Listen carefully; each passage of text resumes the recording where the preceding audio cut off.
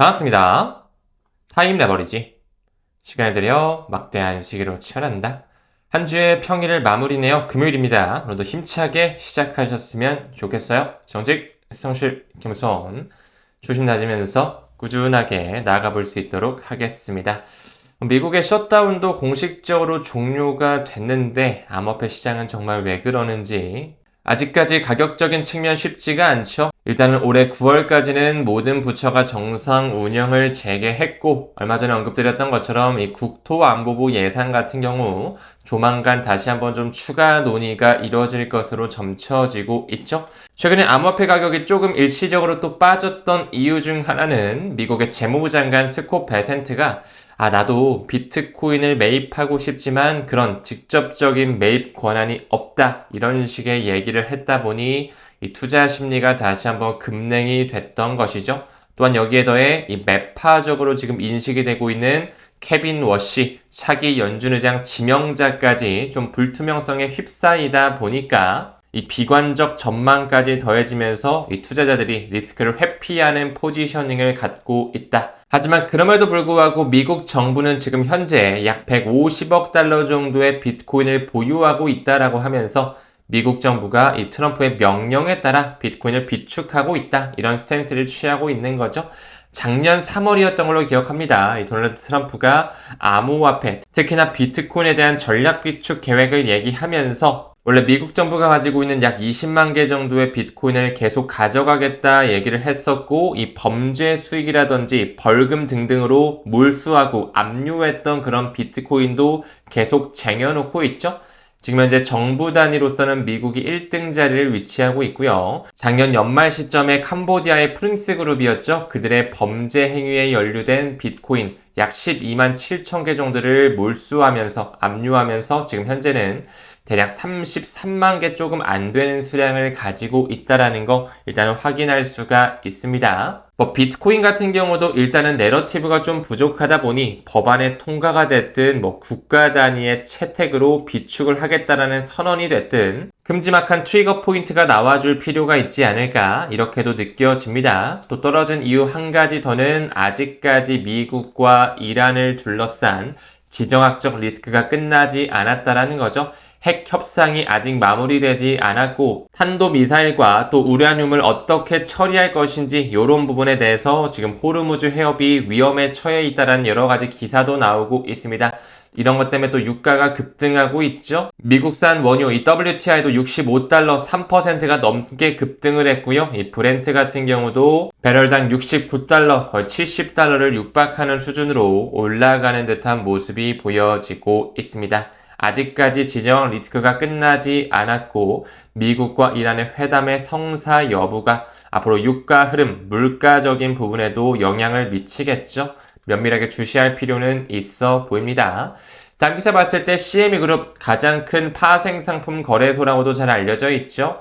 이제 조만간 카르다노, 체인링크, 스텔라 루멘 이 세 가지 코인에 대한 선물을 2월 9일 정도에 출시하겠다 이렇게 발표를 하고 있습니다. 그 전에 일단 비트와 이더, 솔라나, XRP 이 네 가지 선물 거래는 이미 지원을 하고 있었고요. 이제 2월 9일에 이 세 가지 코인을 추가시키고 있구나. 에이다와 링크, 스텔라 루멘, 리플과 뿌리가 같죠? 이런 친구들이 우리 포트폴리오에 반드시 들어와 있어줘야 된다라는 거 다시 한번 강조드리고요. 이 부분의 일환으로 또한 모스크바 증권거래소에서도 지금 약 3가지 정도의 코인, 암호화폐 파생 상품 라인업을 추가시키고 있는데요. 솔라나와 XRP 또 들어가네요. 그리고 TRX, 트론까지도 선물 계약 추가를 예정하고 있다. 점점 더 기관의 자금이 들어올 수 있는 여러가지 선물 파이프라인이 만들어지고 있구나 확인할 수가 있습니다. 다음 기사 봤을 때 피델리티 디지털 달러가 준비가 되고 있네요. 티커명은 FIDD라고 해서 피델리티에서 출시하는 달러 기반 스테이블 코인이라고 봐주시면 됩니다.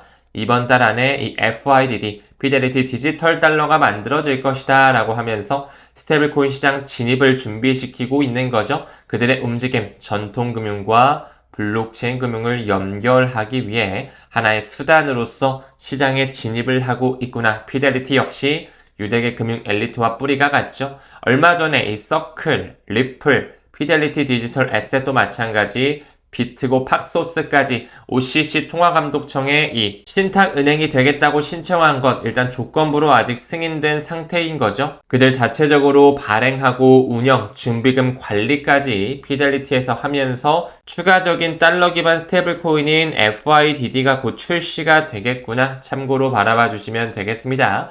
또한 아까 언급드렸던 CME 그룹도 자체 토큰 도입을 검토하면서 시장 리스크 관리 패러다임 변화를 예고시키고 있다. 즉 다시 말해 CME 자체적인 토큰을 만든다는 것이죠. 이는 주로 담보와 마진 관리를 하는 데 초점을 맞출 것으로 보여지고 있고 여기 나오는 것처럼 전 세계 금융 리스크 관리 체계에 있어서 블록체인이 연결될 수 있는 하나의 중요한 전환점이 되지 않을까 이렇게도 볼 수가 있을 것 같습니다. 다양한 스테이블 코인이 나오고 또 중앙은행 개입이 된 CBDC 세상이 펼쳐질수록 우리가 투자하고 있는 리플과 스텔라 루멘에 대한 영향력은 더더욱 커질 수밖에 없다라는 이 본질적인 개념 반드시 인지를 해 주셔야 되겠죠. 다음 기사 봤을 때 이번에 TRNF가 7천만 달러 정도의 투자를 다시 한번 유치시켰네요. 이번에는 시리즈 C 펀딩 라운드였는데요.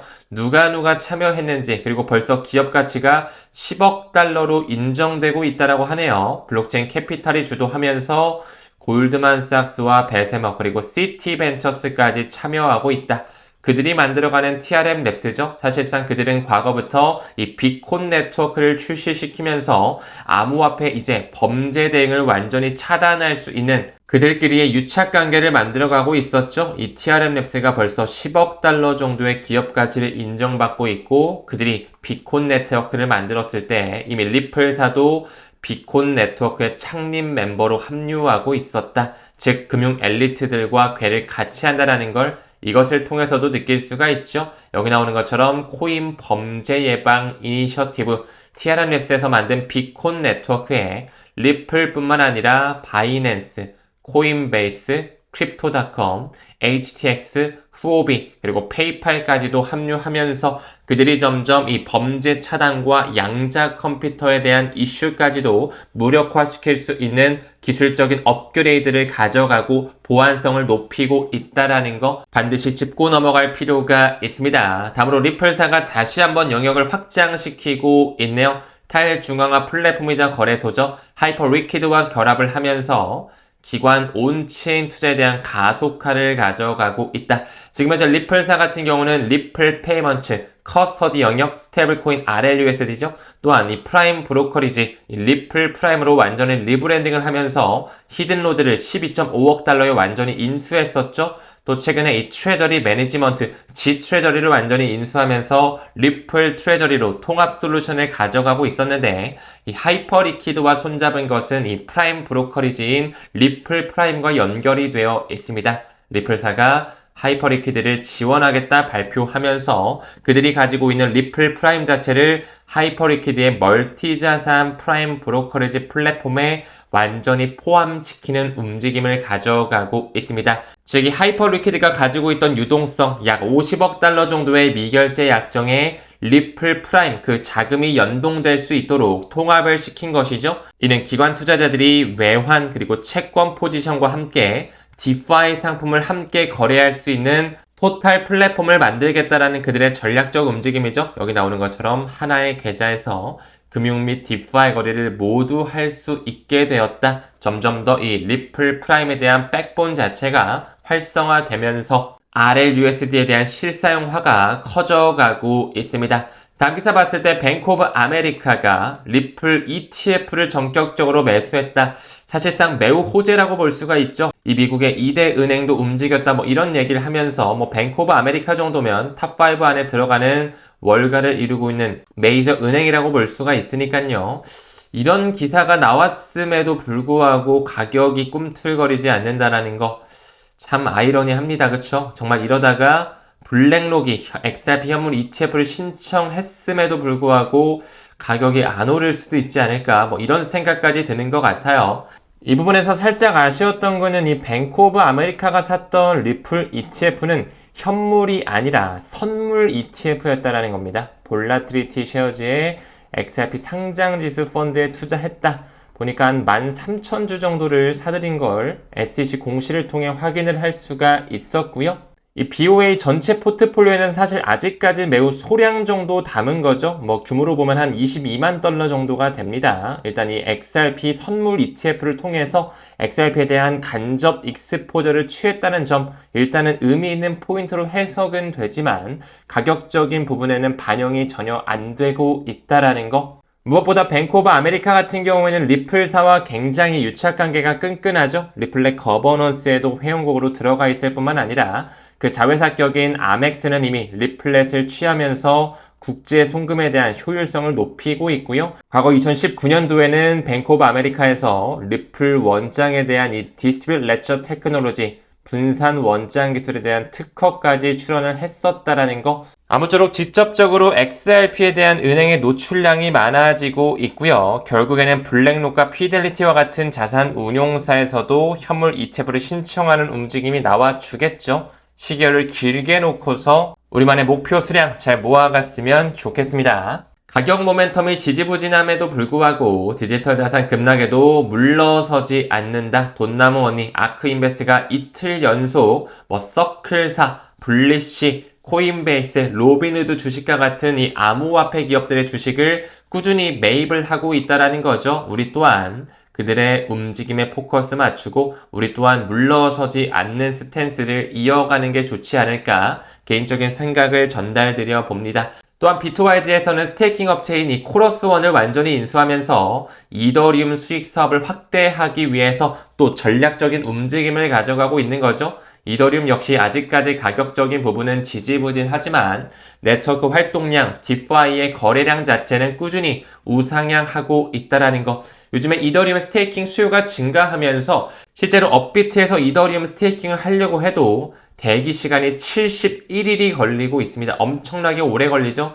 이제 어제 오늘 스테이킹을 맡겼다라고 하면 4월 중순이 넘어야만 첫 보상을 받을 수가 있다. 그만큼 많은 기관 수요가 이더리움 스테이킹에 쏠려 있다라는 걸 반증한다라고도 볼 수가 있겠죠? 우리 또한 조금 더 길게 시계를 가져가면서 스테이킹 받을 수 있는 이런 코인들 복리 파이프라인 만들고 XRP도 디파이를 활용한 이자 수익률 챙겨갈 수 있는 비저너리 투자자 되셨으면 좋겠습니다. 이제 하루 남았네요. 10차 컨퍼런스 내일 서울 삼성동에서 열리게 되는데요. 많은 분들이 시장이 지지부진함에도 불구하고 신청을 해주셨습니다. 내일 정말 도움될 수 있는 강연을 준비하고 있으니까요. 오시는 분들 내일 멋진 모습으로 뵐 수 있도록 하겠습니다. 금요일 영상 여기까지 하고요. 금요일 마무리 잘 하시길 바랄게요. 우리는 모든 면에서 점점 더 좋아지고 있습니다. 감사합니다. 성투합시다.